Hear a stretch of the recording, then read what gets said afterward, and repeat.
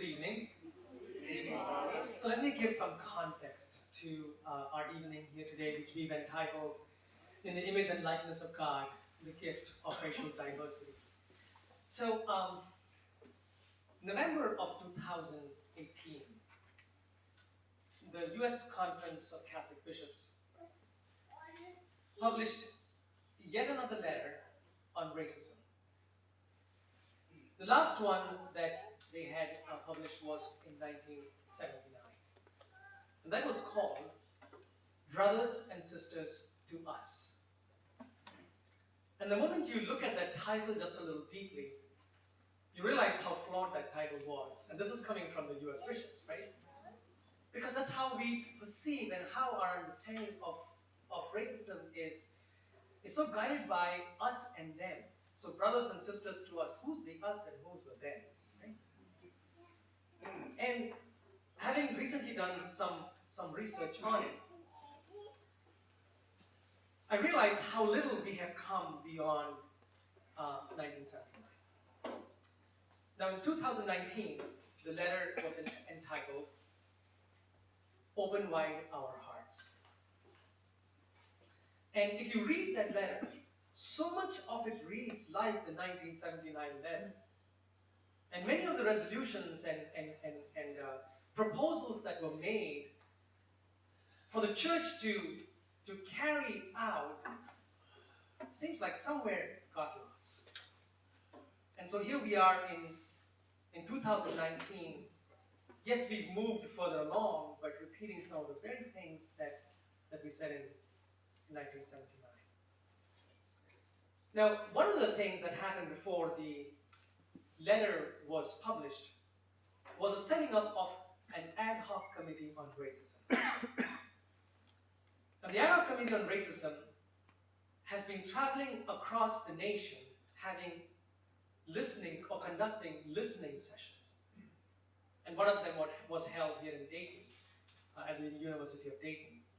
And they really were listening sessions. In other words, people who were coming and telling their stories of the experiences of racism.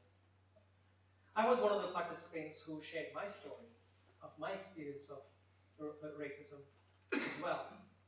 And so what has happened tonight is really what was given birth to at that listening session.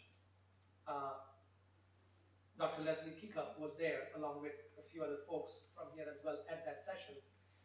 And she suggested that very night, could we do something similar in our own parish, on a parish level?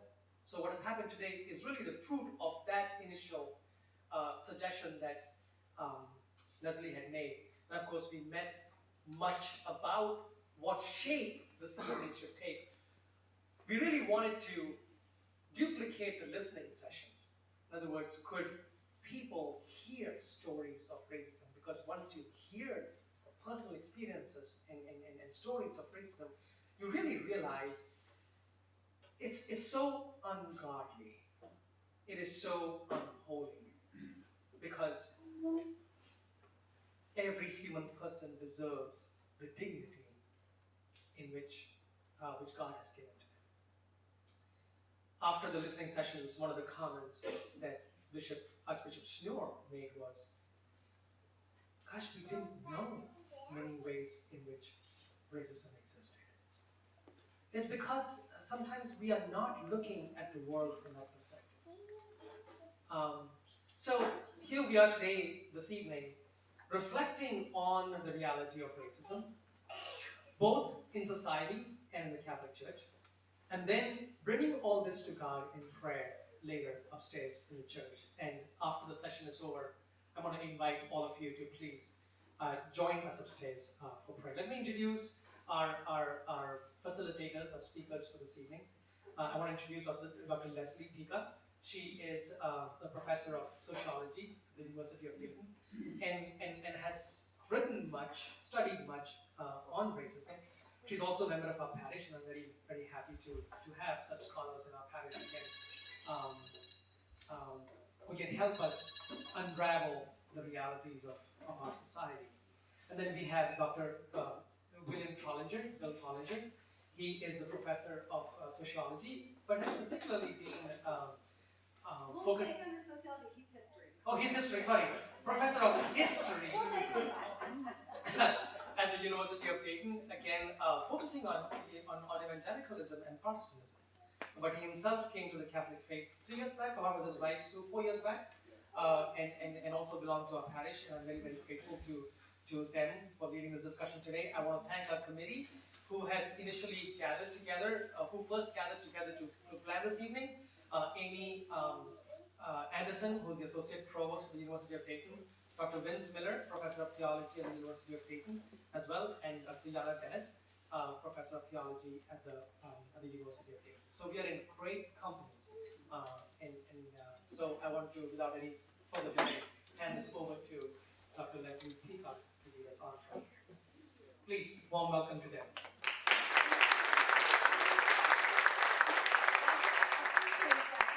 I hope you'll applaud after we're done talking. Sometimes that doesn't always happen. I'm very happy to be here in front of each of you here. We're really just going to scratch the surface today. We can certainly spend 16 weeks, as I do, in my classes at the University of Dayton, and still only go an inch deep. I think that when Bill and I were originally sharing slides, I think I had like 55 slides to start with, and he was like, maybe we need to cut that back a little bit. So it won't be that long, I promise you that. And I recognize that we're here with a room full of people who are coming from different backgrounds, lived experiences, and comfort levels in terms of hearing this presentation. And some of you are going to be surprised by our presentation and find that this is new information. Others of you may be disappointed that we aren't going far enough.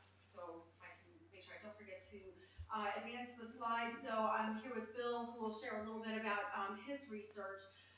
When it's his turn to talk, I'll start us off and then turn it over to Bill, and then I'll wrap us up again.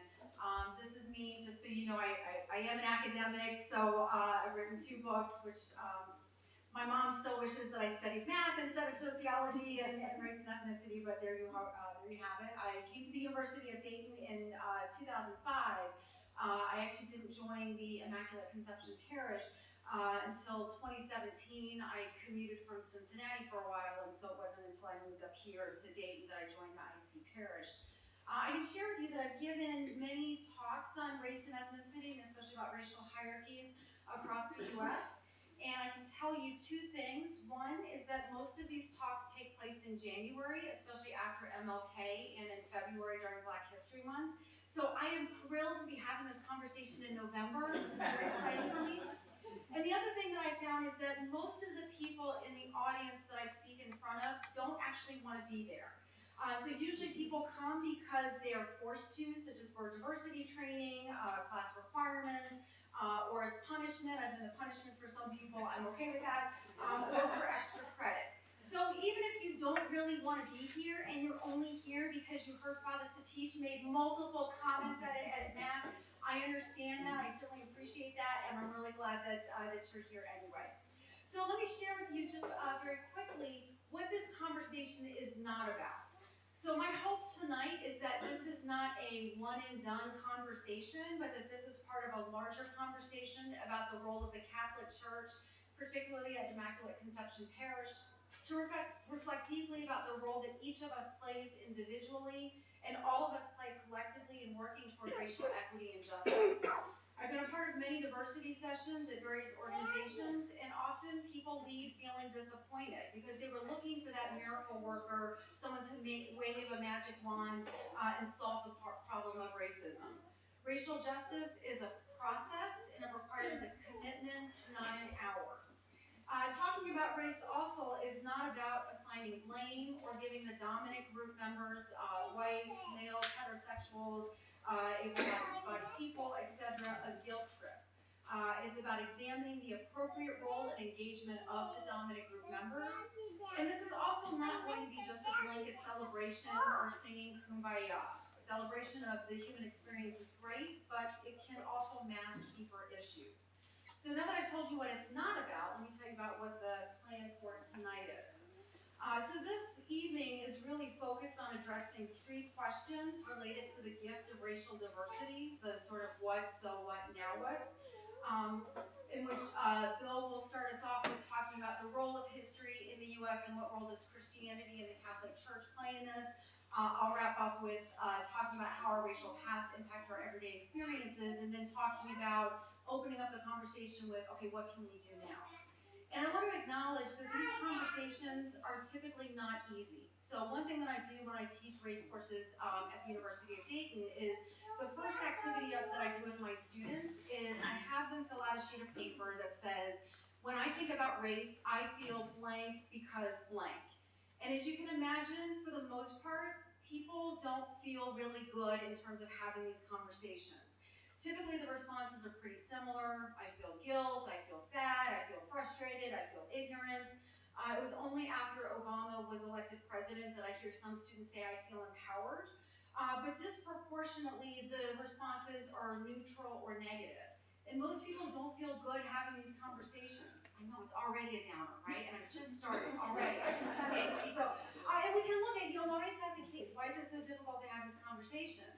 And I think the first thing is, the language that we have to talk about race and ethnicity is largely problematic. So I'll have a lot of students that will come to me and say, I don't know if it's black, if it's African American, if it's white, if it's Caucasian, if it's people of color, is it minority, what term to use. In my classes, we talk about, all those terms are wrong, and so we discuss why that is. Those categories shift and change. The racial categories that we had in 1990 are different than the racial categories that we had in 2000, and will be different than the racial categories that we have in the 2020 census. We talk about things such as race as being invented in the mid to late 1600s. Race didn't exist before the 1600s. We look at things like in terms of language, and who has the power and the authority to do the defining, whose language are we using. So when we talk about language, it can be difficult to engage in these kinds of conversations. And if we're not even able to have the conversations about race, how are we ever going to get to the deeper issues? And for many white individuals, they feel that having white skin is equated with being a racist person. They worry about saying something that's going to be perceived differently. Whites will oftentimes tell me that they feel paralyzed. They're afraid to say anything because it will be viewed through a racist lens. And for many folks of color are also hesitant to talk about race because of the stereotype that, quote, they always talk about race and see racism under every rock. So I think recognizing and acknowledging just how difficult and challenging some of these conversations can be, that these aren't easy. But again, I'm very grateful for each of you for being here and engaging with us in these conversations. So at this point, I will turn it over to my esteemed colleague, Dr. Trollinger, who's going to share with us a bit more about the racial history. Okay. So Will, I'm not going to wander around tonight, okay? Will said he's never seen me give a talk without wandering around. Okay. So I'm a historian, and I love the quote on the screen. In fact, if you had to ask me one quote that I try to live by, I don't always succeed, it's this quote. Nations reel and stagger on their way, they make hideous mistakes, they commit frightful wrongs, they do great and beautiful things. And shall we not best guide humanity by telling the truth about all this, so far as the truth is ascertainable? And if you don't know, W.E.B. Du Bois was a phenomenal black intellectual of the first half of the 20th century who managed to range into all sorts of fields, including sociology and history. And so what I have to say tonight, I'm trying to be in keeping with that. If I didn't teach first-year students at UD, which I do, I would find these numbers stunning. So let me walk you through this. This is what percentage of high school seniors understand the history of American slavery. Okay, this is, by the way, this is just 1 year old, this survey, all right? That's it. Only 32% answered yes. Slavery was an institution of power designed to create profit for the slaveholder and break the will of the enslaved. Only 32%. But it gets worse. 22% know that protections for slavery were embedded in America's founding documents. And there's just no question that the Constitution was designed to protect the institution of slavery, because Southerners at the Constitutional Convention would have walked out if there were not protections for slavery. But the final one is the most amazing to me. 8% said that slavery was the central cause of the Civil War. That's it, 8%.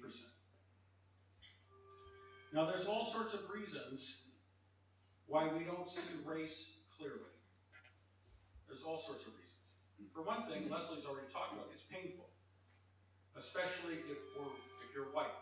It's painful to address this, right? So that makes sense, right? We'd rather not look at it. I get that. So like Leslie said, this is kind of a downer, right? It's painful. Moreover, we want to think of ourselves as on the path of progress. We want to think of ourselves on the path of progress. So let's forget that painful past. We're doing better now. But there's another reason why we, and when I say we, I mean Americans, and I especially mean Americans of my generation and one or two younger generations.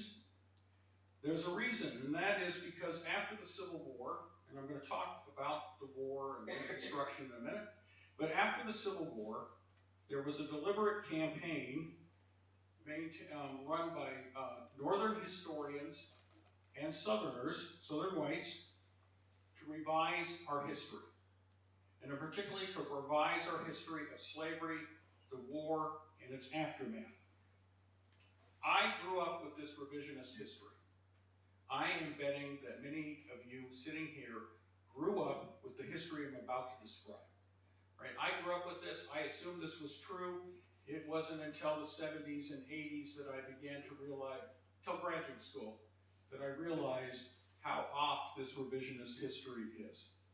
So I should have mentioned this at the beginning. I give talks around the state on both the Ku Klux Klan and Confederate monuments, all right, which is always lively. I'm going to say more about Confederate monuments in a minute.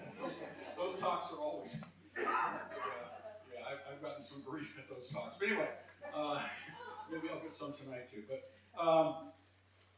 and I'm struck by the degree to which people in the audience have accepted this revisionist history.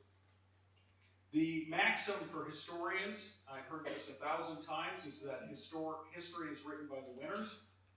When it comes to the Civil War, that is not the case. That has not been the case in the United States. So, let's talk about first what the revisionist history is. All right, this is what I grew up with. I'm betting many of you did too. First, slavery. Slaveholders cared for their slaves, civilized their slaves, and Christianized them. Here we have Gone with the Wind. I think the year is 1939, right? And that's at the heart of this film, that you have slaves who are loyal to their masters because the masters loved them and took care of them. Moreover, as part of this revisionist history, the idea was that before the Civil War, slavery was dying out gradually. It was fading away. It couldn't keep up in the modern world, so it can't possibly be a war about slavery because slavery was dying out. That's the argument, right? Moreover, the war became, of course, not being about slavery, was about something like states' rights. I've heard that many times in response to my talks. It's about states' rights. And moreover, it's tragic. That is, the Civil War was tragic. It was white brother versus white brother fighting each other.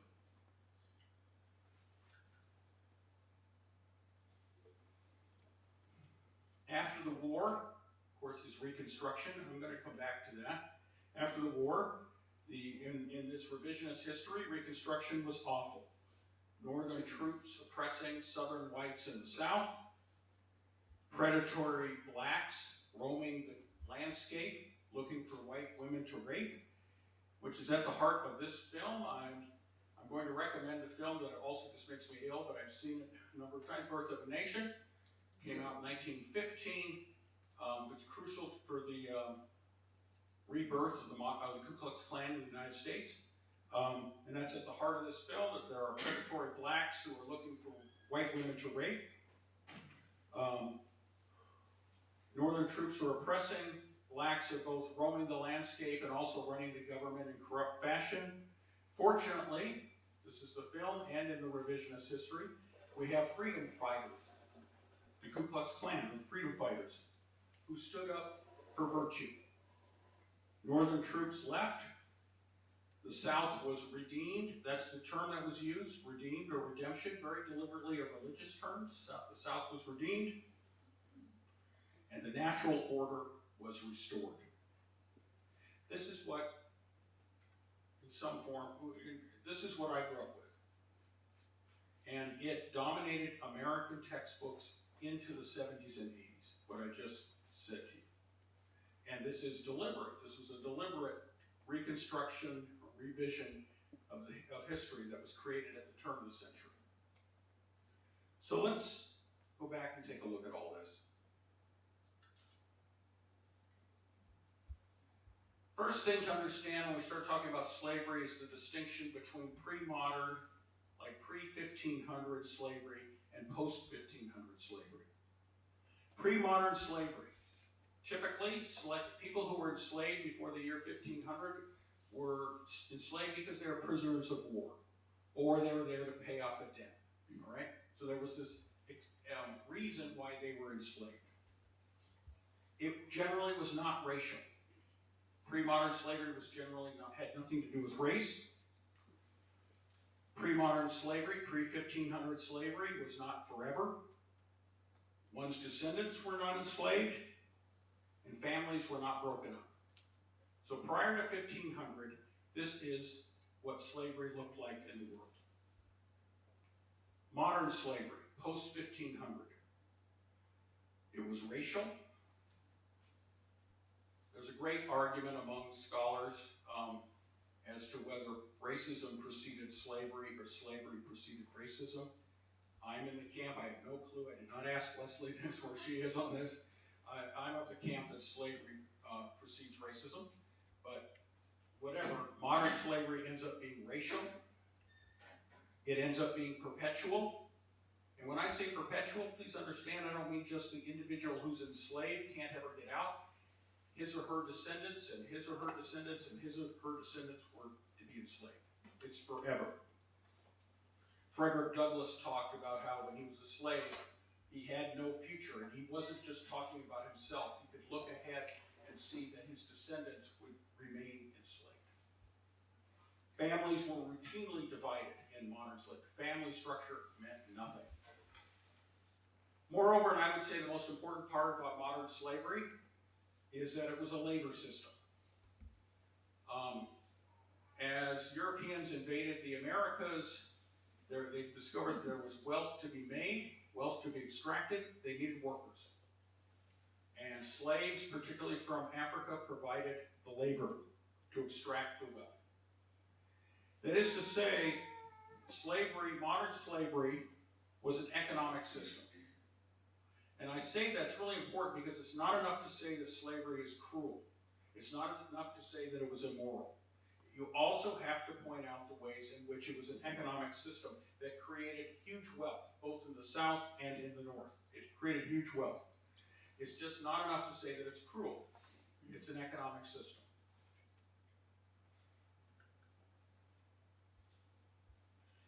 I'm going to mention a few books here if you are interested. I know Leslie feels the same way.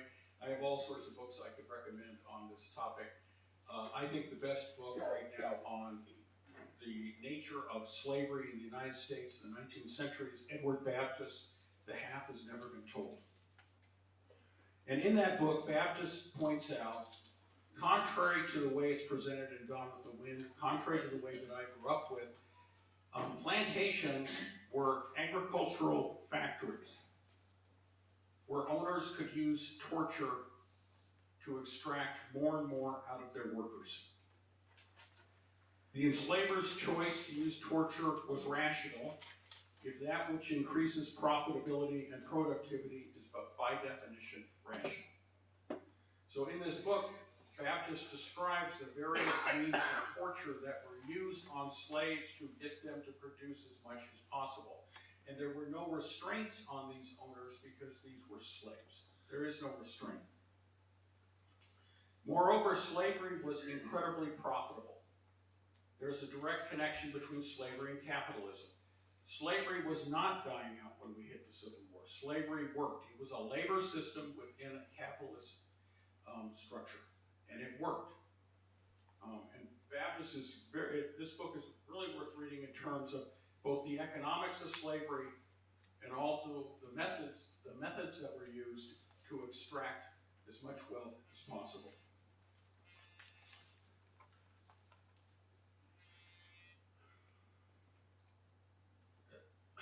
As someone who's a Christian, Catholic, this is painful. But the reality is that both Protestants and Catholics were fully implicated in the slave system. There were a minority of Christians, primarily Protestant, not solely, but primarily, who opposed slavery. Prior to the Civil War, it's a distinct minority. Christianity was used as a justification for slavery. Hebrew scriptures, you have no trouble finding scriptures that equate having slaves with God's favor. You can do that, particularly from Leviticus. In Hebrew scriptures, you have passages where Paul is admonishing slaves to obey their masters, but even more significant, you are going to struggle to find any anti-slave passage in the New Testament. Harvard historian Eugene Genovese, who's a great scholar, offered his PhD students an automatic A in their seminar if they could produce one verse from the Bible that opposed slavery. And he said, I never had to give that out. But also the will of God, the notion of that this was God's will, that we have these races and whites are destined, called to hold people of color in slavery. And again, this was the notion that this was God's will, that this be done.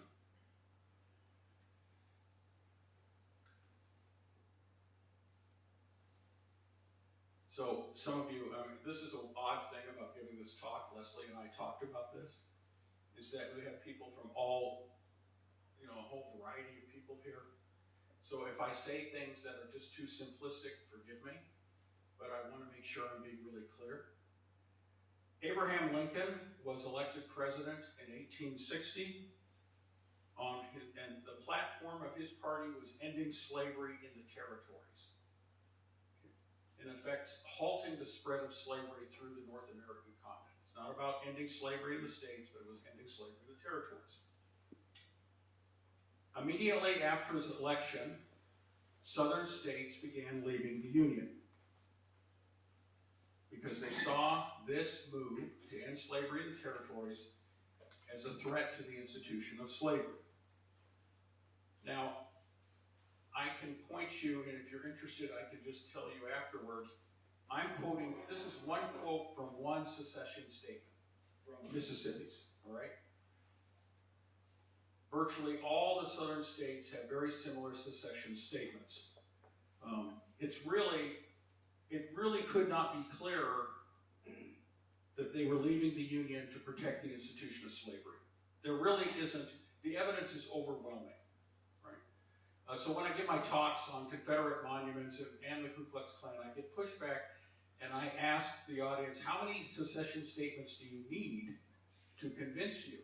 And nobody at the time would argue that they knew that this war was about slavery. Lincoln knew it, the Southerners knew it, the Southerners left because they understood that slavery was under attack. Now, to be clear, the North did not go to war to free the slaves in the states, right? And in fact, which is sort of amazing, in the first couple years of the war, Lincoln offered ironclad guarantee to the South that we will even put in a constitutional amendment protecting slavery in the states if you will stop the war. So there's no question, the North did not go to war to get rid of slavery in the states. They wanted to end slavery in the territories, but they did not want to end it, they were not fighting to end it in the states. The South said no for a variety of reasons, including the fact that they were doing really well in the first couple of years of the war. That's a reason. They also understood that halting slavery in the territories in the long run could threaten slavery in the states, so they said no. In response, Lincoln issues the Emancipation Proclamation, which in effect turned the tide of the war. For all sorts of reasons. Number one, it made the war a moral cause in ways it was not before. And also you have hundreds of thousands of slaves fleeing the South and going behind Union lines to fight on behalf of the North. And it turns the tide of the war.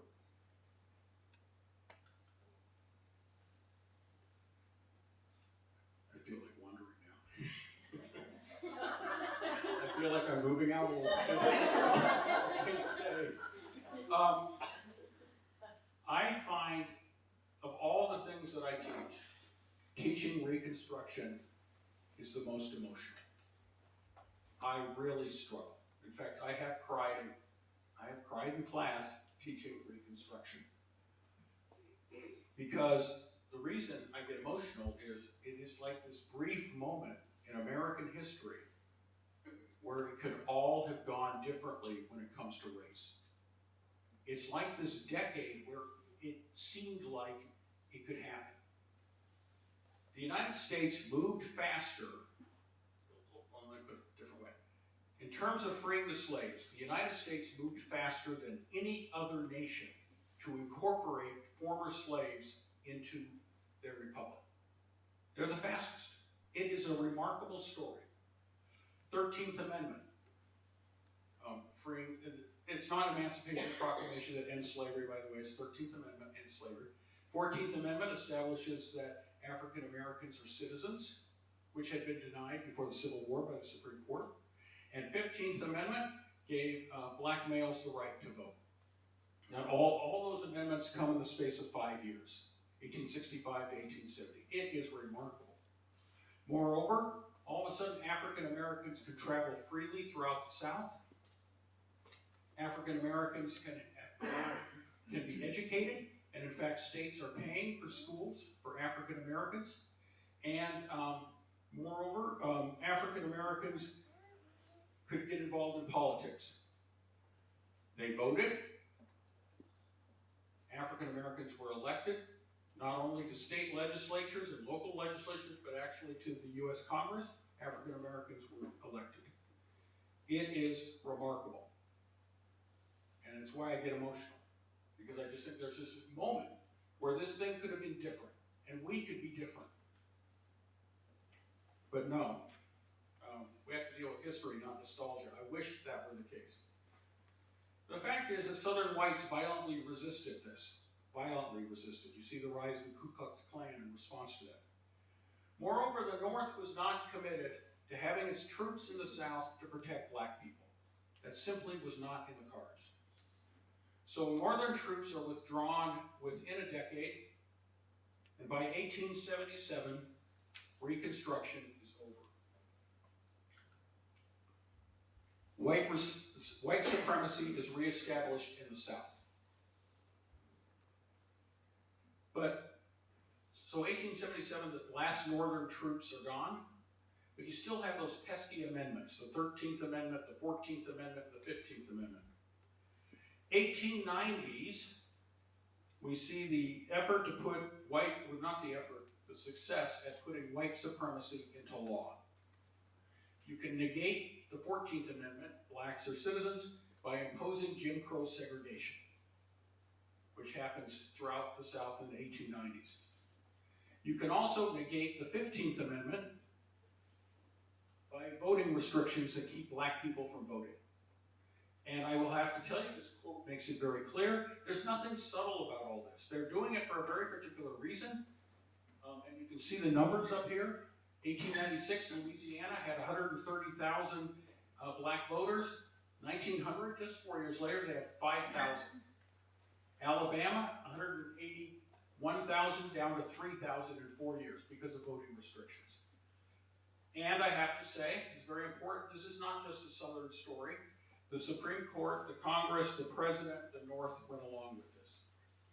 So what happens in late 19th century, beginning of the 20th century, is that all of this is in effect put into law. It's put into law. and the North goes along with it.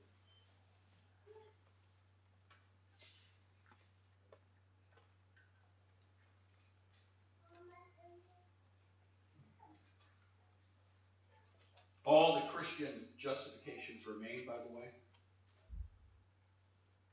Quoting the Bible verses to explain that the races must be kept apart, explaining that it's God's will that one race would be in charge. All the Christian justifications remain. But there's something new that's added, and that is the emphasis on racial distinctions and the emphasis on biology. That there is a distinction between the races. So this poster comes from the 1904 World's Fair in St. Louis. It's all over the fairgrounds in St. Louis in 1904. At the top right, of course, you can see the, what is there? Is it Caucasian? Yeah. And then second, I mean, there is something kind of nuts about this, but it's still worth. Russian, and then you just keep working around. The fourth is Hindu. What kind of race is Hindu? But okay, all the way down. The notion is that there's a racial hierarchy, and that biology, that nature established that top right is superior, and it's superior to the next one, to the next one, to the next one, to the next one, to the next one. This is a given. I should mention, if you the World's Fairs, particularly St. Louis World's Fair, but other World's Fairs are really quite remarkable because they really go all out on this racial distinction business to the point that they have quote-unquote reservations where you have groups of people who can be observed. There's like the Filipino reservation, the African Pygmy reservation, and people would come through, buy their snacks and go look at these inferior peoples, right? This is 1904 World's Fair. In response to this notion that there were superior and inferior races, what we find in America is what develops in America is the idea of eugenics. There's positive eugenics and negative eugenics. Positive eugenics is to get white people to have more children, and to have those people, quote, breed. You want to have more of the good race. And then there's negative eugenics. And negative eugenics involves sterilization. So in the 19-teens and 1920s, 33 states in the U.S. adopted sterilization laws. So if you were arrested, or if you were understood as a petty criminal or whatever, you could be sterilized. No option. It wasn't your consent. You could just simply be sterilized. 33 states. 30 states, in the same vein, 30 states passed laws against racial intermarriage. 30 states. By the way, when I use those numbers, 33 and 30, you should be thinking to yourself, it's not just the South. 30 states had laws against racial intermarriage, the notion being that the product of racial intermarriage was even more inferior than created more inferior types. So 30 states had laws against racial intermarriage.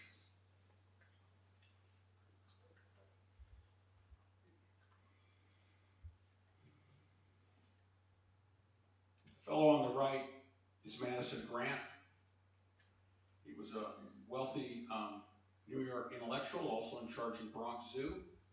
He wrote this book, Passing the Great Race, about what was happening to white people.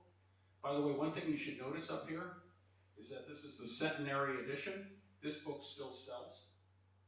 Alt-right groups use it. Okay, Passing the Great Race, talking about what's happening because of the racial mixing and because of the allowing of racially inferior groups into the country. Madison Grant. He was like the guru of this sort of racial thinking. Adolf Hitler wrote Grant, told him, the passing of the great race is my Bible. Hitler loved American race laws. He loved the laws against intermarriage, and he loved the sterilization laws. And we have transcripts from Nazi Germany in the 1930s when they were setting up the Nuremberg laws. We have transcripts that show that Hitler and the Nazis were making use of American laws as a model for Nazi laws. I don't like saying that either. Of course, underneath any oppressive system, any racist system like this is violence. There's always has to be the threat of violence. And it's, if you take a close look at the photo, you see children. Many of you know this, but I'll just tell you that one of the rituals was that people would use these photos for postcards and send them to friends and tell them, just use them as postcards. Or you can go online and see a lot of this. It is quite dreadful. But any oppressive system, at the end of the day, you have to have the threat of violence. And lynching was the mode. Between 1877 and 1950, there were 4,084 racial lynchings in the South, 300 lynchings in the North. If you're interested in this, there's an incredible interactive map at Equal Justice Initiative. If you want to take a look at that, it's worth looking at. I do have to point out that there's this, and Leslie's going to talk a little bit about mass incarceration.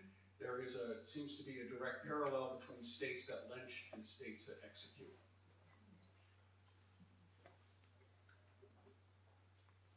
I know you can. What is that thing? Who can read that thing? Okay. I just love this chart, even if you can't read it. I'll tell you what it means. Okay.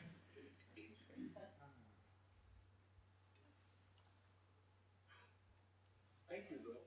Yeah. What was I?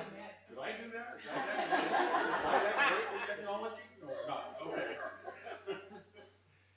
All right. This is a chart to show when Confederate monuments were erected in the United States. Right? And the peak is between 1895 and 1930. That's the peak. Now, so what you want to keep in mind there is that that's not right after the Civil War. That's 30 years after and beyond. That's with the establishment of the Jim Crow South. That these monuments are erected to let black people know that whites are running the show. And that the whites who fought for the Confederacy are the heroes, and we're running the show, and you're not. And I know that I don't have to say this, but I have had to say it to certain audiences. Black people had nothing to say about the erection of Confederate monuments. They weren't being asked about that. They weren't participating. It wasn't a civic enterprise. This is white people putting up Confederate monuments.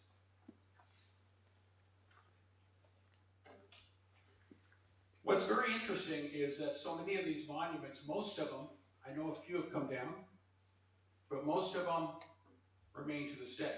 This is Alabama. When I give my Confederate monument talk, I show about 15. But this is Alabama. We actually have one here in Ohio, by the way. There are a few northern ones. And there are, I think 17, this is the most amazing thing to me, there are 17 in the U.S. Capitol. Which is, if you just start to think about the Civil War, North versus South, what are they doing in there? But, okay. So it's very interesting, these monuments are still with us. And in that sense, it marks a legacy of the Civil War and its aftermath. Because we still have them with us. This is William Faulkner, I love this quote. And this is probably as true of the Civil War as anything in our history. Is that the Civil War, slavery, Jim Crow, we have not gone past that. But I want to end, since I've given like very few hopeful comments, I'm gonna give one right now, all right? First, a book recommendation. It's brand new. It's fantastic. Learning from the Germans, Race and the Memory of Evil. If you can't tell, that's a Confederate monument there. Her argument is that I'm going to back up. Sue and I went to Germany 3 years ago, and we were stunned. We were in Hamburg, and we were stunned as we walked through the city, and we see these little plaques on the ground, and we figure out that each plaque signified a place where a Jew was arrested and sent off to the death camp. And it's all through the city. And we were stunned, and of course then we talked a lot about the fact that here in the States, we have not done this regarding slavery and racial violence. Now, what's hopeful in me saying that? Susan Neiman's argument regarding, she's comparing Germany and the US, that should be obvious there, and she makes the argument that Germany did not begin addressing Nazism and the Holocaust until the 1990s. For the first 50 years after the war, they were not adequately addressing it. And she said, for the US, really the starting point for the US is not the end of slavery, it's not the end of the Civil War, it's 1964 and the Civil Rights Act. And her argument is, we're just starting to come to grips with it. Because in 1964, we made racism, we took it out of the 1965, the Voting Rights Act, although that's been vitiated by the Supreme Court, so I won't go there. But say 64, legal segregation, legal discrimination ended. And her argument is, now it's taken us time to begin to come to grips with it. So where's my hope? My hope is that there's all this controversy about Confederate monuments. So when I give my Confederate monuments talk, I'm always getting pushback, right? It's always pushback. And actually, the arguments are a sign that America, in some sense, maybe this is my moment of hope, may be beginning to deal with the legacy of slavery and Jim Crow. And now I'm sure you'll be much more upbeat, Leslie. I'm sure. Okay. Usually there's not a lot of optimism in these kinds of conversations, so I won't be bringing any of that either. But there will be sort of a point of where can we go from here toward the end. So I really appreciate Bill sharing with us sort of the racial past. So for me, I'm a sociologist, which means I look at broad social patterns. And I think one thing that as we're looking to see what are the consequences of this racial past on each of us here today, one just sort of disclaimer that I'd like to make is that I'm really looking at broad social patterns. A lot of times we can find exceptions to the rule, and I think as a culture, we really love to celebrate the rags to riches stories. We love Oprah.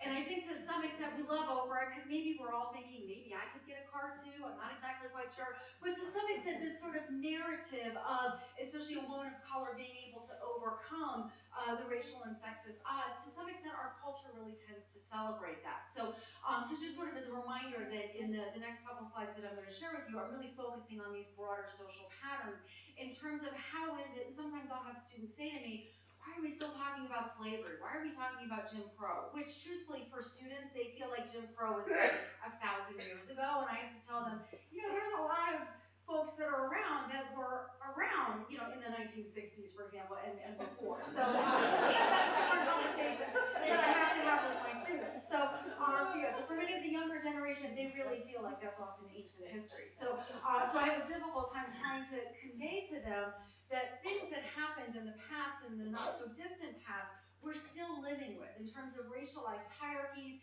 impacting every aspect of our culture. Certainly, and in some of these areas, some scholars say it's actually getting worse. It's not actually getting better. So I'm not certainly going to talk about each of these areas, but let me just share a couple of examples, starting specifically with housing. So if we look at some of the policies that were enacted during Jim Crow, especially results of the New Deal around World War II, we see these policies that some have referred to as affirmative action for whites. And I recognize that that may be sort of a new way of thinking about some of the New Deal policies, the GI Bill, which certainly to some extent didn't explicitly say that they were whites. For the most part, we tend to assume whiteness and assume that that's sort of an invisible category. But in practice, these were largely benefits that were only available and disproportionately available to white individuals. So for example, Social Security benefits were denied to domestic workers and agricultural workers, which is largely where folks of color, especially African Americans, were working. And some people say that's the only way that FDR was able to get his bills passed through the Southern congressman, was by making those kinds of exceptions. The GI Bill was signed in 1944, which really transformed higher education. It gave veterans of World War II money for tuition, living expenses, book supplies, and equipment. Before World War II, only about 10 to 15% of young Americans went to college. After, with the GI Bill, especially in the 1940s and 1950s, do we see this larger numbers of largely white veterans using these bills to advance, to basically have the access for creating intergenerational wealth. So for many African American veterans, for example, about 1 million African American veterans were denied the opportunity to use the GI Bill. In fact, being an African American veteran was actually a risk to individuals in the South. There were numerous veterans that were lynched in their veteran in their military uniforms, in part because being in the military was seen as a risk for an African American individual. So certainly we see how, to some extent, Jim Crow is inscribed in our racial, in our geographic setting, certainly even today. So for many folks may be aware too that part of the New Deal benefits in the GI Bill were things such as having access to low-cost mortgages.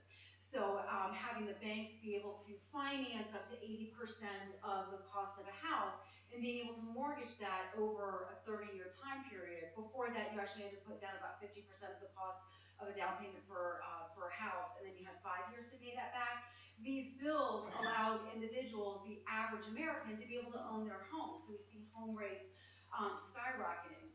During this time, too, folks may be aware of things such as redlining, in which banks actually had these racialized maps and would indicate where are the areas that are of financial benefit in order to invest in.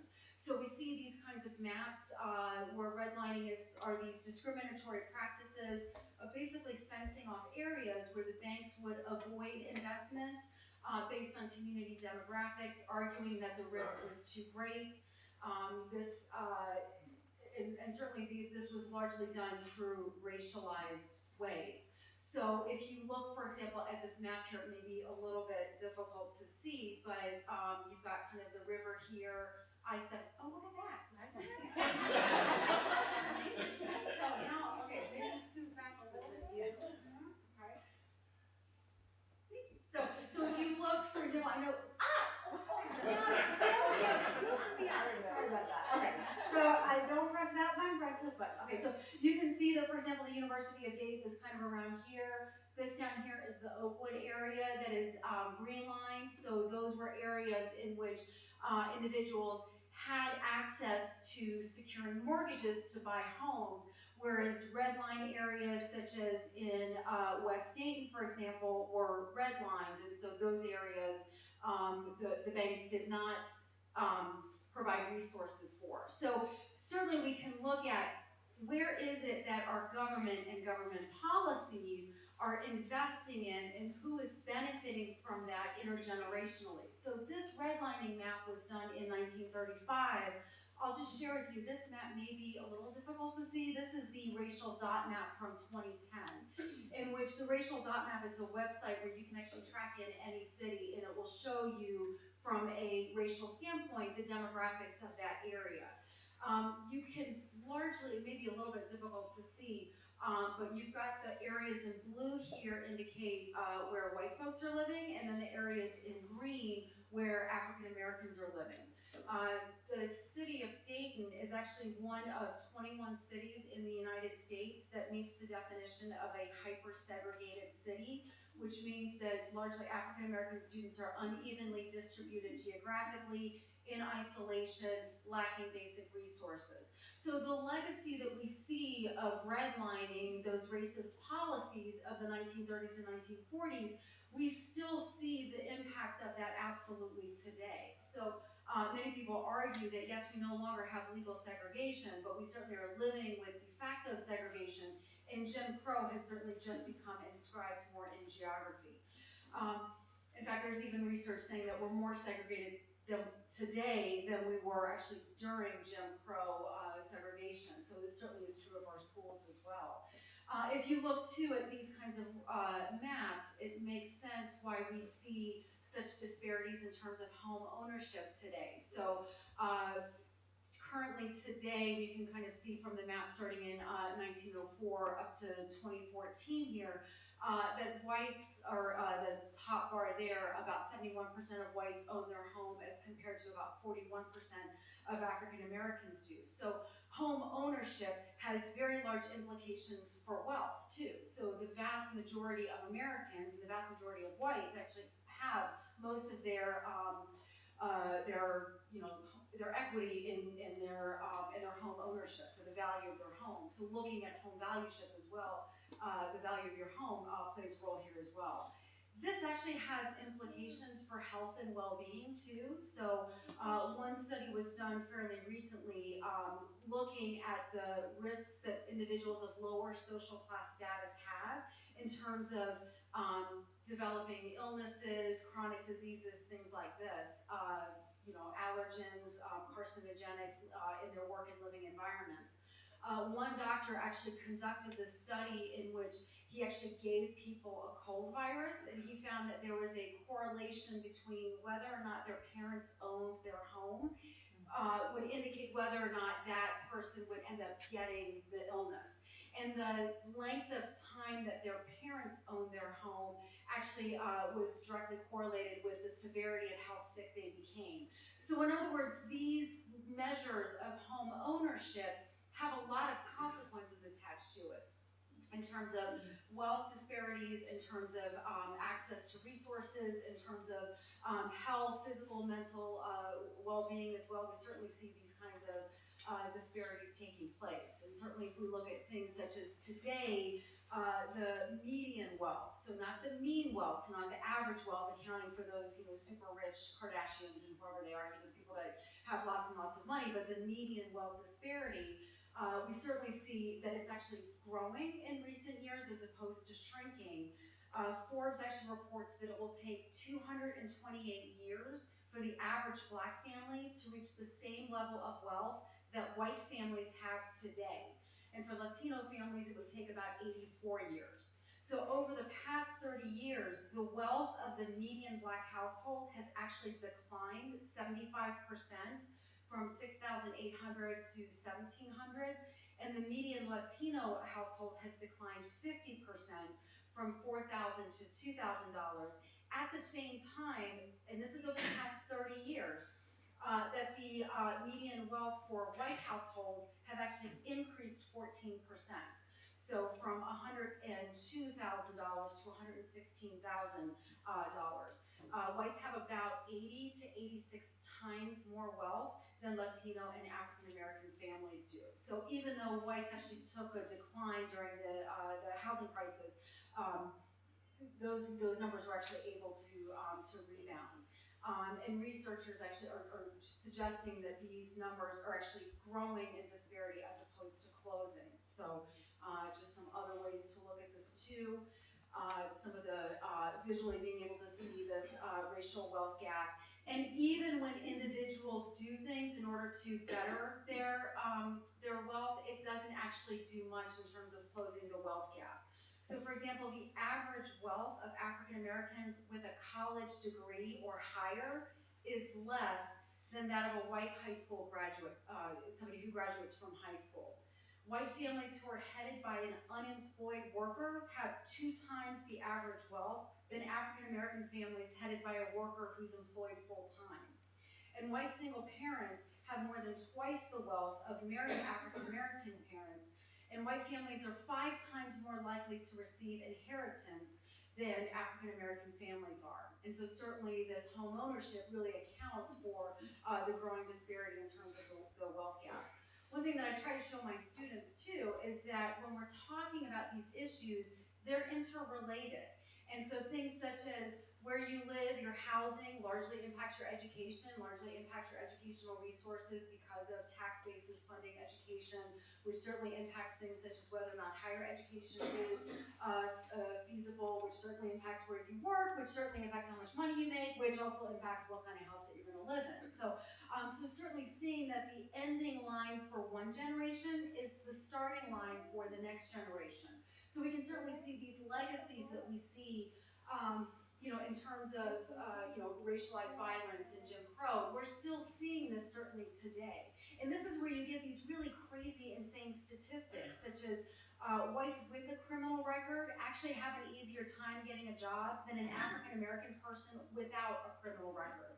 Having a white-sounding name actually has a 50% higher callback rate as compared to applicants that have a name that is perceived as being African-American or Arab-American. So a white name actually yields the equivalent of an additional 8 years of work experience.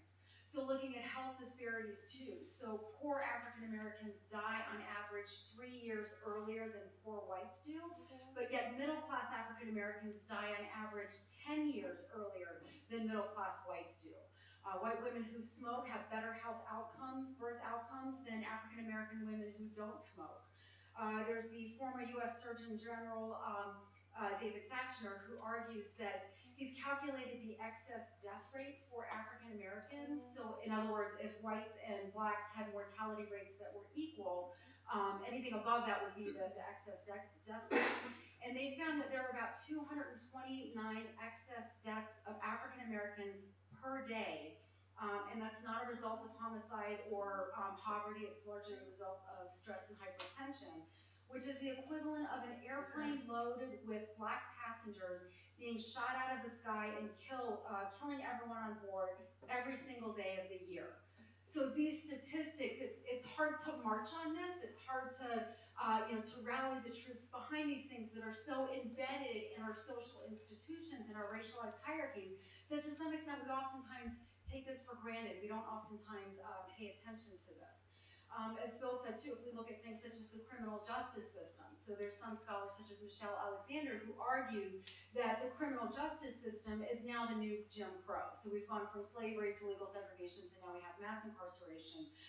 Even though, so we see the increasing rates of prison rates, that's the red line, increasing at the same time that crime rates are actually declining. So we see crime rates, so crime is going down, but yet incarceration rates are actually going up.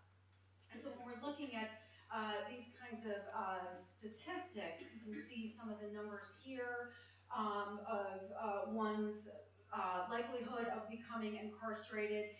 And I must say that this is largely independent of who's actually committing crimes.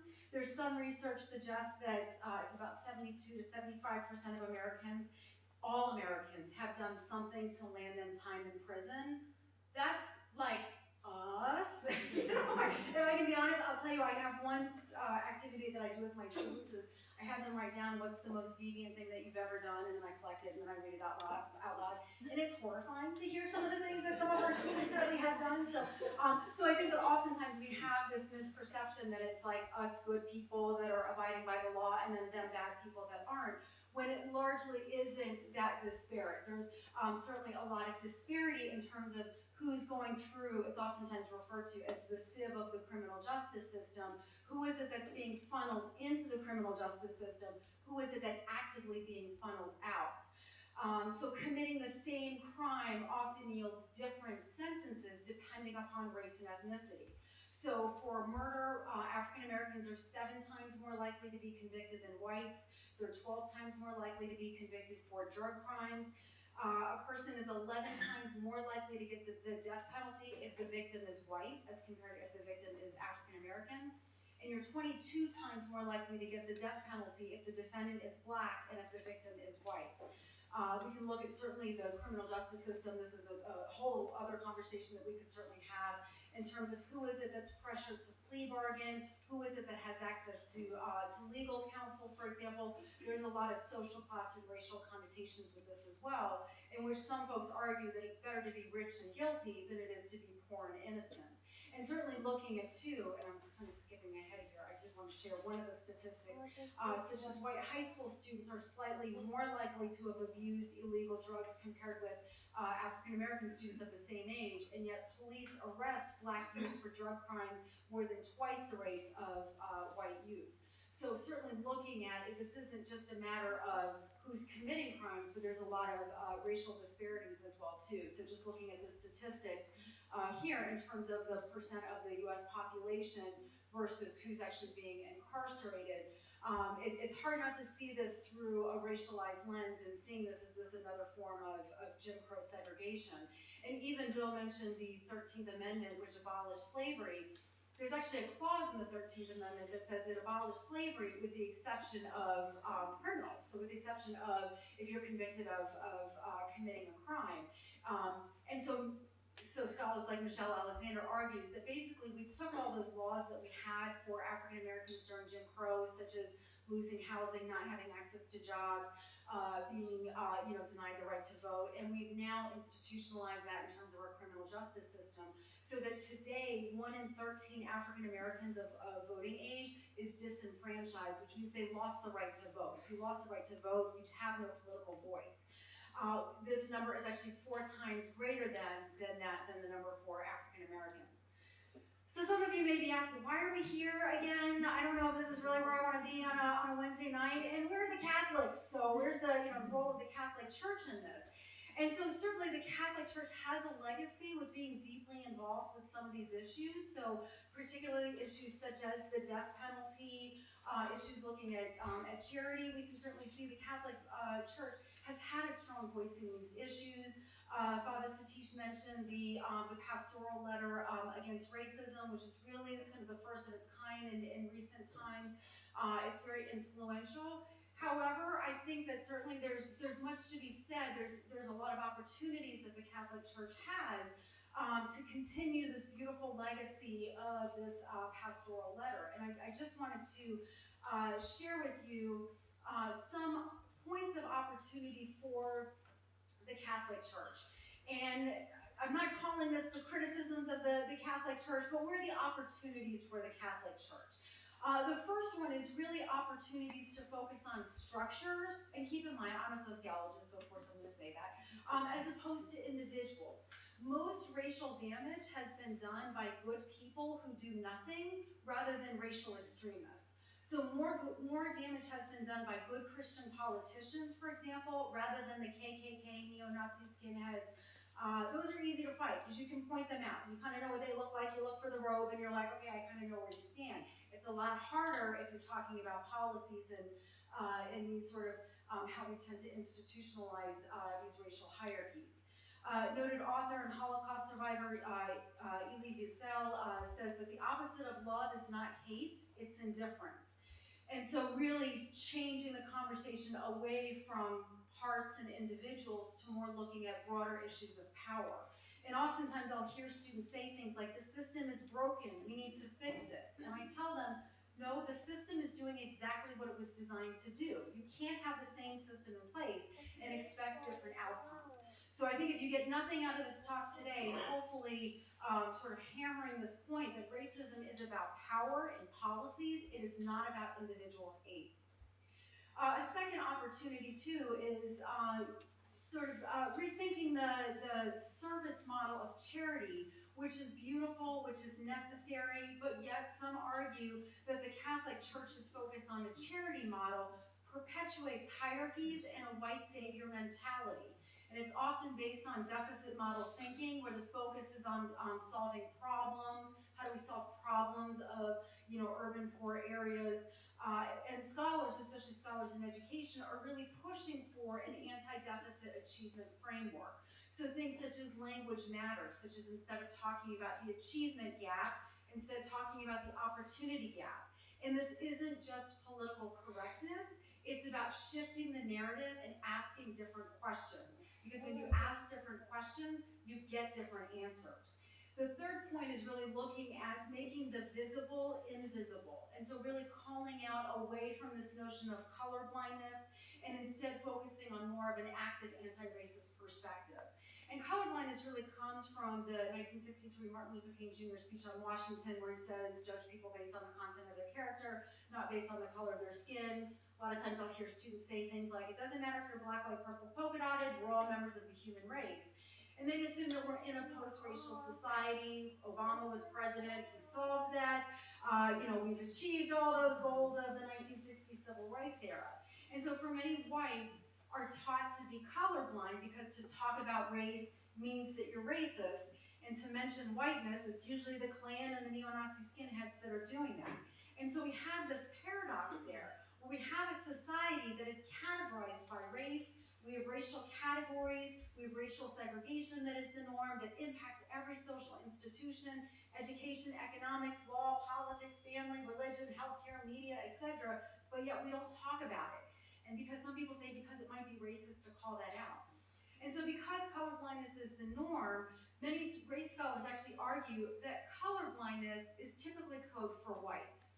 So we can be colorblind and we can treat people as people without a race, as long as you talk like me, you dress like me, you pray like me, you hold my same values, you study my subjects, etc. And so under colorblindness, whiteness becomes invisible, it becomes normalized, it becomes objective, and it becomes the standard that we use to evaluate success and failure. Many people will say, well, we have Black History Month, we have Asian Pacific Heritage Month, we're right now in Native American History Month, where's White History Month?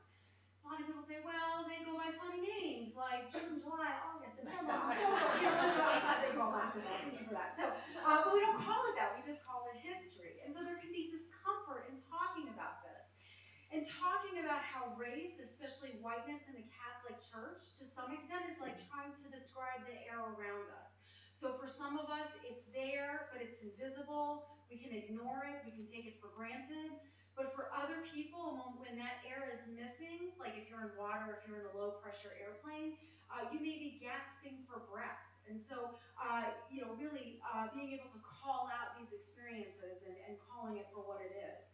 Again, I teach at UD where many of my students are from an affluent background, and many students will actually say, well, it's whites now that are disadvantaged. People of color have all the benefits.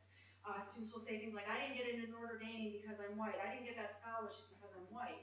And that white invisibility oftentimes impacts the way in which they're able to look at these issues. Just to give you an example, for scholarships, nationally 0.25%, so 1/4 of a percent of all scholarships are designated for people of color, which means that whites are able to apply for 99.75% of all scholarships. And it's really easy to point out that 0.25% of scholarships and ignore certainly the rest. And my favorite quote is, and I don't know actually who it's attributed to, but when you are used to power and having it all, equality feels like oppression. And so looking at who is it that's, did you like that? So when you're used to power and having it all, equality feels like oppression. And so looking at, who is it that's able to bring their full authentic selves to the workplace, to schools, to our neighborhoods, who is it that has to put a mask on in order to survive, much less thrive. And so just to wrap up, and which some of you may be thinking, thank God, she's going to wrap up. I understand these are really difficult conversations to have, and there are no easy answers to this. And although this is the end of the presentation tonight, I really hope that this isn't the end of the conversation here. So at this point, I'll end and say thank you. You can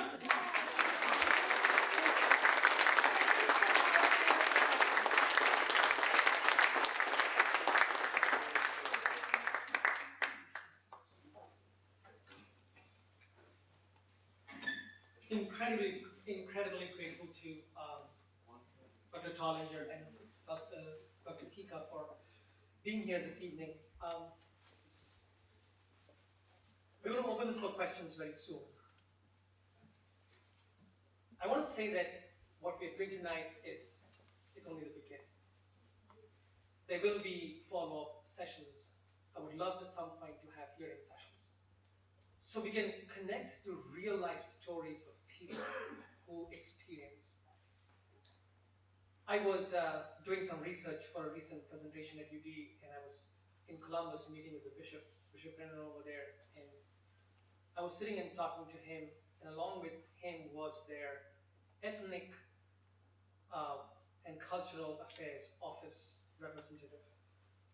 And she was talking about going to a church about 3 years back.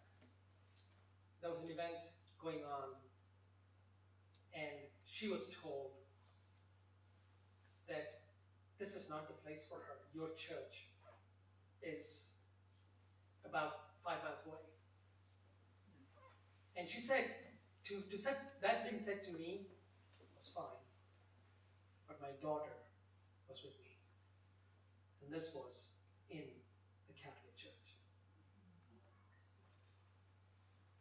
Fortunately, the pastor was there, and when they went to, went past the pastor after the service, everybody kind of did not do anything more damaging. But it's so real.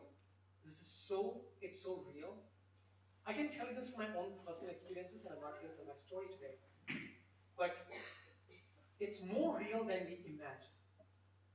One of the best ways that I experience this, not experience it, but live it, is that when I have to approach somebody or an office, or I have to think about my color, which you probably don't think about. Each day, I have to rethink my day of how it would go with somebody and what who I am means for this interaction and conversation. And this is real. So, it's not about colorblindness, and we haven't spoken much about why aren't there, when slavery ended, why weren't the African Americans clawing at the doors of the Catholic Church to enter the Catholic Church? Why? When you go to a Catholic Church, why is it that we see very few African Americans? There's a history to that, and I think we need to have a session just on that. The very first bishop, Trollinger, and many religious organizations owned slaves. So the whole question of reparation, the whole question of acknowledging our past, the whole question of reconciliation, we haven't even, forget about touched, we haven't breathed upon it. So with those very general comments, with great gratitude to Bill and to Leslie, I want to open this up for questions, maybe about 15, 20 minutes, or as long as we have questions, but not too far. I would like us to go and pray. We need to bring this as Catholics before God and seek healing, not only for our attitudes, but even for our times. So anybody has questions, please put your hands up. We'll try to get a microphone as close to you as possible. I don't need mine. Well, here's the deal. Hold on a minute. The name. Hold on a minute. The reason is there are some people who may be using hearing aids, and it's for not because of your voice, but for their hearing. Thank you. Okay. The name Jim Crow. I don't know what the name, where did Jim Crow name come from?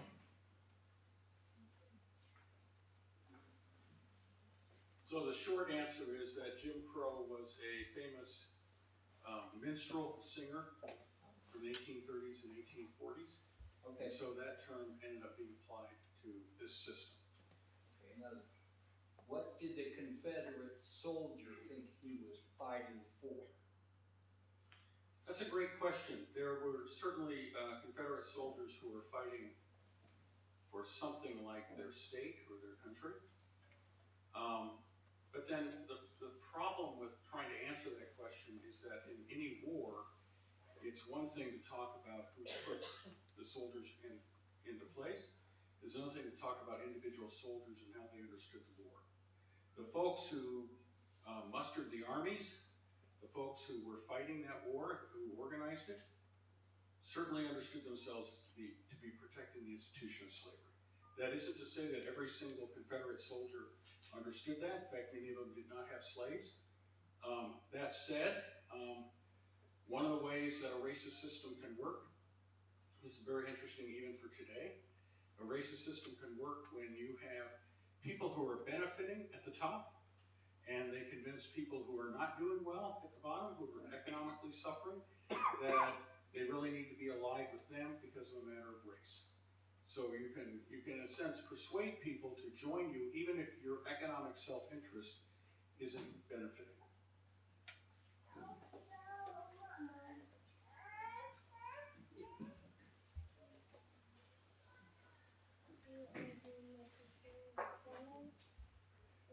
My question is somewhat in two parts, but I think they're related. I saw a tweet the other day, and I can't quote it, and I'm going to butcher it terribly, but the gist was, it was a young man of color saying that when whites show up saying, I'm your ally, he said, wouldn't it be better for us to just know that by your actions and your presence? So, and that was very profound to me. And then the kind of the second part is we all carry such implicit bias, and most of the times we're not even aware of it. And so I guess my question is, how practically might we, any and all of us in the room, take steps to overcome our implicit bias, and how can we become more of those allies who it's obvious when we show up that that's who we are? Yeah, and those are fantastic questions. So I think in terms of allyship too, I think recognizing that it's difficult work, and there is a perception that the dominant group, that white folks will leave when the going gets tough. And so to some extent, having that kind of support network to kind of keep each other going. I mean, truthfully, I think Bill and I, even before this presentation, we were sharing a lot of the pushback that we get when when we speak out, when we give presentations. And so it certainly is, not easy conversations, certainly to have. So, and honestly, I think too, many times I spend so much time trying to convince audiences that this is a problem that oftentimes we never even get to the, okay, what do we do about it? Kind of reality. So, I mean, I feel like so many times we have to re-educate individuals the history, the legacy that we were never even taught. So, so I think to some extent, showing up, educating ourselves, and not expecting folks of color to always do the educating for white individuals as well too. Many times I've been in sessions, and I remember I was in one session at our university where the students were in groups, and someone said, oh, we don't have any, it was an all-white table, and they said, oh, we don't have any people of color in our group to teach us. And it's like, to some extent, you kind of have to take the onus of responsibility on yourself too, and recognize, that these are conversations that impact all of us. There's different schools of thought too, in terms of some folks say you have to make it in white's best interest, otherwise they'll never change. So to some extent, some people say, letting whites know, well, we don't have universal health care, we don't have a lot of, living wages, we don't have a lot of benefits that would economically support, because there's a lot of, poverty among white individuals as well too, which a lot of people say this absolutely relates back to slavery and legal segregation. So yeah, I mean, I think education, so says the faculty, member of the University of Dayton, but teaching each other, and really having that support network too, somebody to hold you accountable, especially when the going gets tough in these conversations. I don't know if that kind of helps out. Yeah, that helps. Thanks. Are you willing to share your slides so that we can capture the authors and titles? I believe it's going to be available online. We're going to make this talk and the slides available on our website.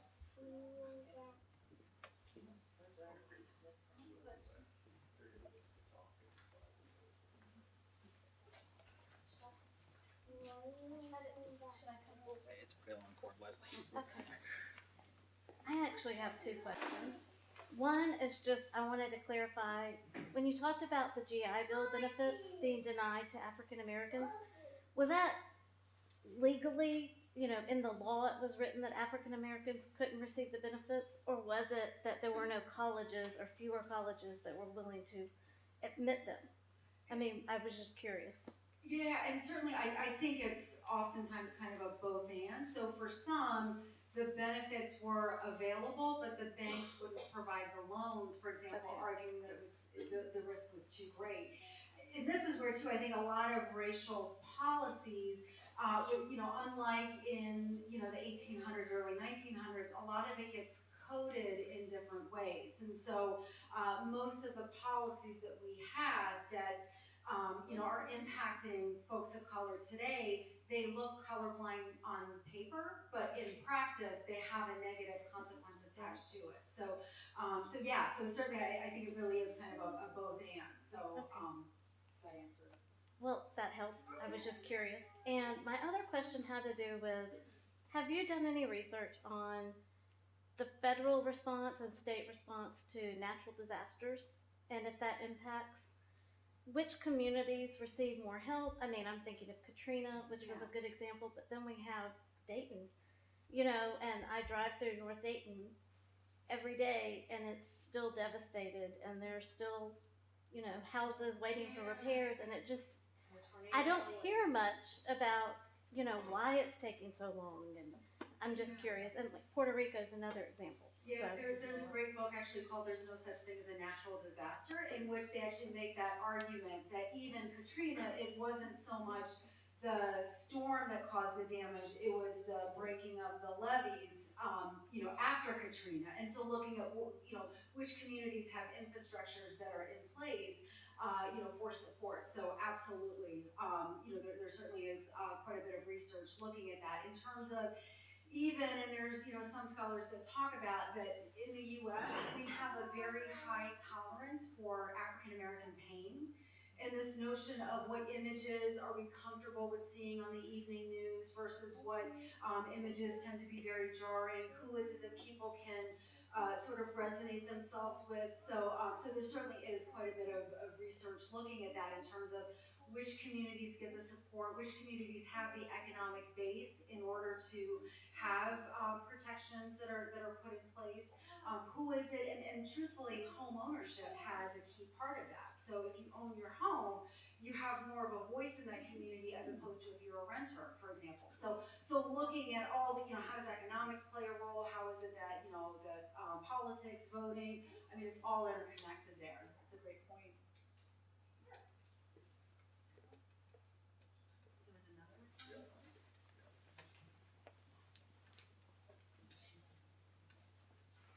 I have a question. In the city of Dayton, for example, the tax base has been gone down. The school, the people in the schools, their scores have been gone down in relationship. The home values have been gone down. Now, who are left in the cities primarily are the poor people. You don't have any General Motors anymore in Dayton. You don't have anyone else in Dayton. These are big problems. And it affects the black people more than it affects anyone else because they're the majority living in the cities anymore. What can be done about that? Yeah, I mean, I think that certainly from a political standpoint, looking at those kinds of structures, city council meetings, certainly UD is doing things such as the West Dayton Incubator, for example. So certainly I think you're identifying a critical need that I would argue really needs to be examined and looked at from a structural perspective as opposed to seeing it from an individual deficit model. So some people see that and argue, well, they can't take care of their neighborhood, they don't care about education, for example, without recognizing how is it that we value education, how is it that we evaluate, who's an educated person versus who isn't. So who's more likely to go to college? I usually tell my students things such as, looking at things like standardized test scores, for example, to measure intelligence, which we certainly know if you look at the history of educational testing services, that was done to keep Jewish people out of our nation's top colleges, but yet we still rely on that measure in order to determine who's going into our schools. So looking at it more from that kind of structural model, I think would certainly be critical. I would hope that this might be a parish, this might be a place where we can have those conversations, and again, more from an egalitarian as opposed to from that deficit model. I think sometimes there can be a tendency to have that white savior mentality. I'll go in, I'll help these poor people, I'll give them mittens and warm coats and things like that, which is fantastic and beautiful, but some argue that's not going far enough in terms of what can we do to assist the infrastructure in these cities, and recognizing that many of the wealth in the white neighborhoods is directly related to the poverty in African American neighborhoods too. And that's an uncomfortable conversation to have, to say, okay, your intergenerational wealth that you have came at the expense of other individuals.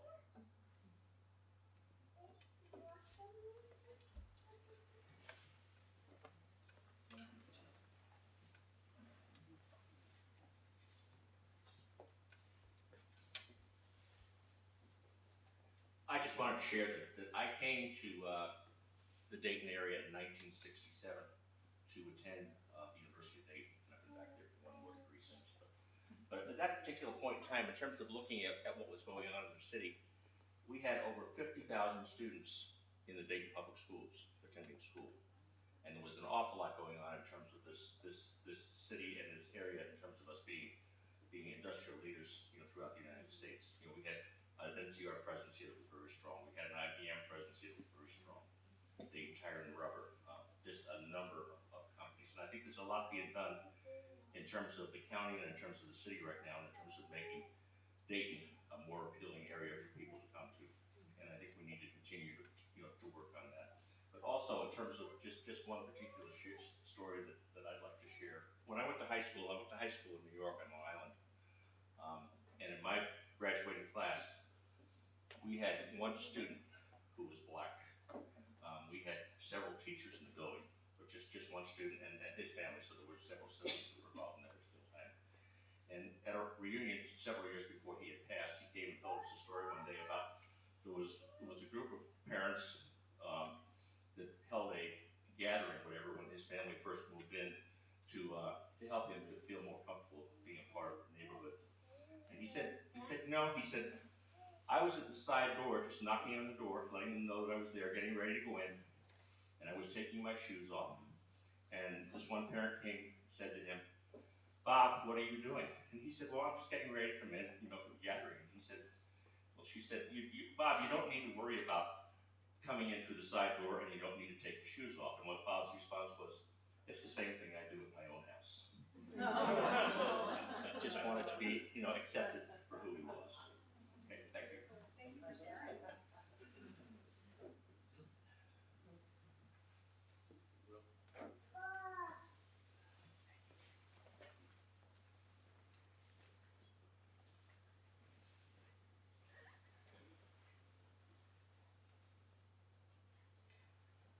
You are two people that are very educated in the field that you're in.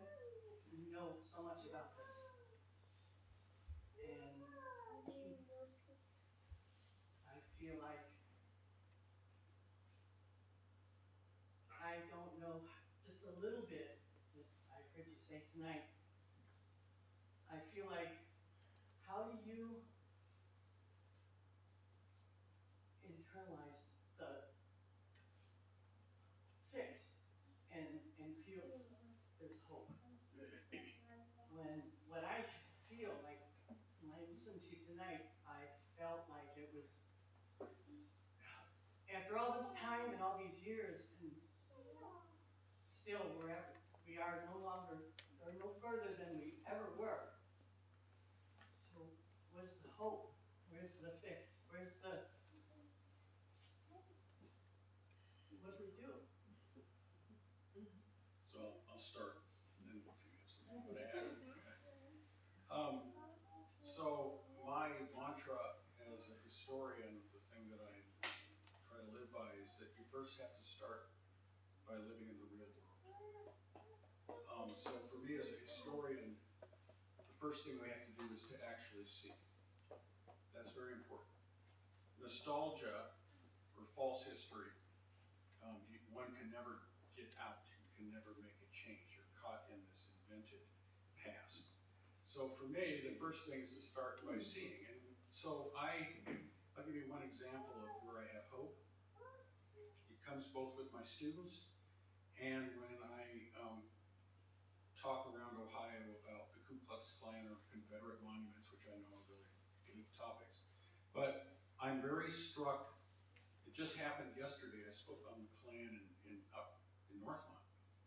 And I was really struck by the fact, once again, like I'm always struck, that how many people actually, including how many white people actually want to know.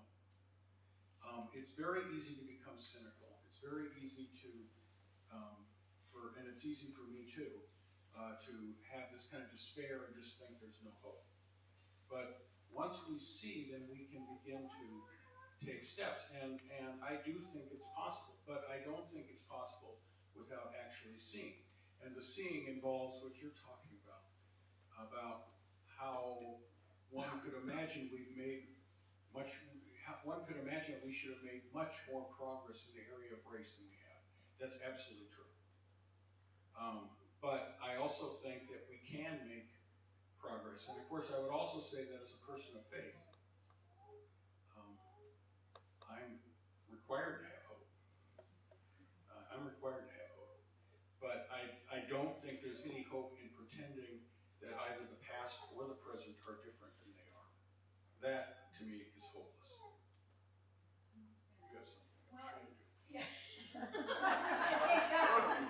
Exactly. So I really appreciate the question too. And I think for me, and maybe I'm an optimist at heart in terms of thinking that most of the people that I interact with are not evil, conniving people, but are largely unaware. So when I think about my students, for the most part, there is this almost anger in terms of why wasn't I taught this? Why didn't I know this? And so I think for me, I feel passionate about, and to some extent when you share it, oftentimes it's this kind of aha moment. So I talk in my classes, I do talk a little bit about history, this sort of racial schizophrenia that we have. And maybe, so for me, I grew up outside of the Washington, D.C. area where we would go to the Lincoln Memorial, we would go to the Washington Monument, the Thomas Jefferson, and we were taught that these were great men who, believed in the land of equal opportunity, but yet they owned slaves. And so pointing out some of those contradictions for our students, sometimes it's like, oh, wow, like I never actually,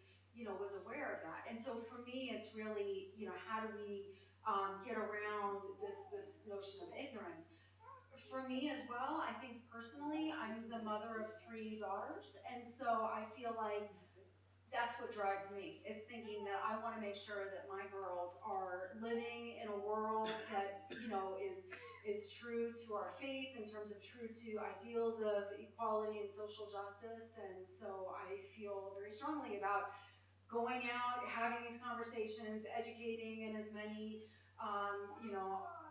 opportunities that I'm given. So I don't know, I have faith and hope that for the most part we're good people that need that reframing in terms of our history as well as our contemporary experiences too. I just want to add to one thing when you said that. My students, when I deal with some of the stuff that I had up on the screen today about Reconstruction and so forth, I will get comments on evaluations of anger, not at me, but anger over the fact that they had not been taught this, right? So the business about the Civil War, right?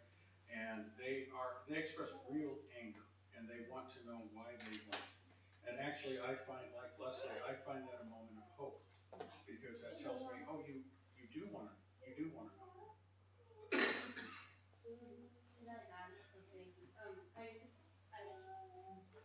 I don't know if we did we share anything about the U.S. Black Catholic History Month event at the University of Dayton. So I do want to invite everyone to come to the University of Dayton on Sunday at 2 p.m. There will be a lecture celebrating. So one of the signs of hope, I think, is celebrating the things that that are good about Black Catholic history. And we have a speaker coming at 2 p.m. who will be actually speaking about the bishop that, I can't remember which one of you mentioned, but one of the first bishops in the Cincinnati area who owned slaves and who has this kind of racial history. But there will also be a mass at 6 p.m. in the UD chapel that will be a celebration again of Black Catholic History Month. So the whole month of November, in fact, is Black Catholic History Month. Let's have one last question over here because unless you will be here till 9 o'clock, at some point we need to wind this up. There's one question over here. So I don't know a lot about this topic. I didn't know what I was going to get from this evening. And I have to tell you that when I walked in, I had to look up at the board because I looked around the room and I thought, am I in the right place for discussion on diversity? Because it doesn't look real diverse to me. I'm an engineer, right? And I start thinking about the conversation I had with a young man I actually paired up playing golf with this summer. And sometime during our round, he looked at me and he said, so, I mean, we got deep really fast. And he looked at me and he said, name 5 positive stereotypes that you would attribute to an African American. And I was embarrassed that I was struggling to come up with the answer. So I think you told us, I think that the way I'm internalizing this is get over my ignorance.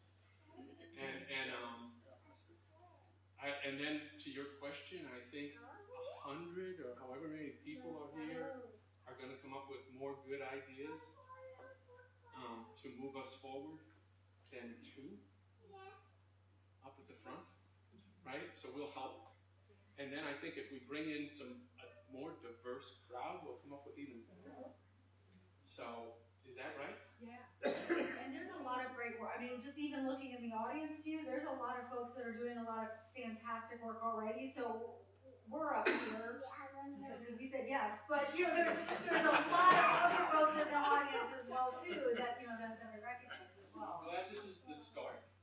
Is that Yes, what you said? yes. Yes, this is the start. This is the start. Okay, Leslie, you're really dying to go, so I'll give you one last question. It's not a question. You know me.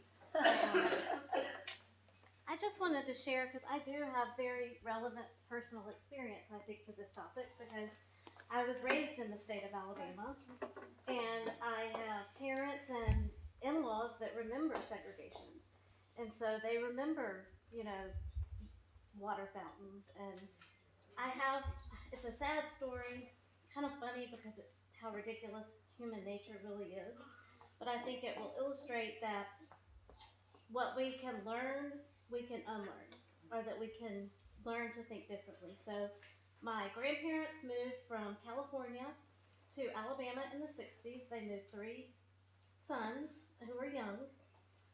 And my grandmother said my dad and his brothers loved when they first came to Alabama because there were so many water fountains. They could not get over how many water fountains there were, and it was because there were water fountains for blacks and for whites. So she just said she never realized, I mean, it just struck her, like, how crazy that system was.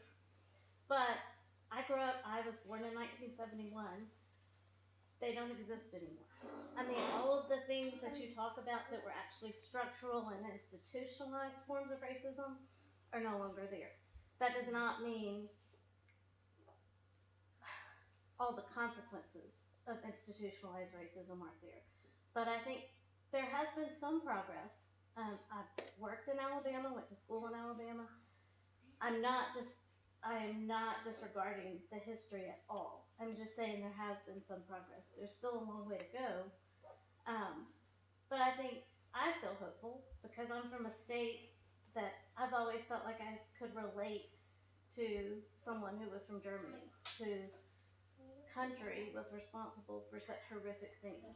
So I can relate that you can be responsible for something horrible, but you can also hopefully be part of the solution. And I'll finish there.